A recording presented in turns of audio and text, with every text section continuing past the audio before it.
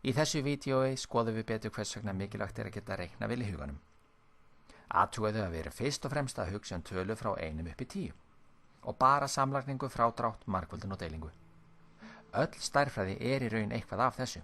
Almennbrot eru í raun bara deiling, en samt þurfum við að geta lagt þau saman og margfaldað, jafnvel deilt. Flatamál margföldun, rúmmál margföldun, prósentureikningur margföldun eða deiling eftir því hvernig þú lítur á það.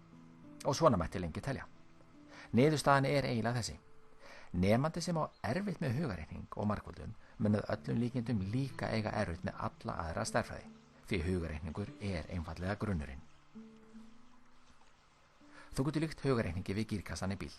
Ef gírarnir ekki í lagi, þá kemstu ekkert áfram.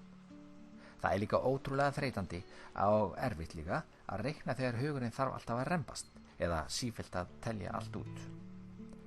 Því að athyglin svolítið bara eins og batteri í farsíma eða fjarstýrðum bíl.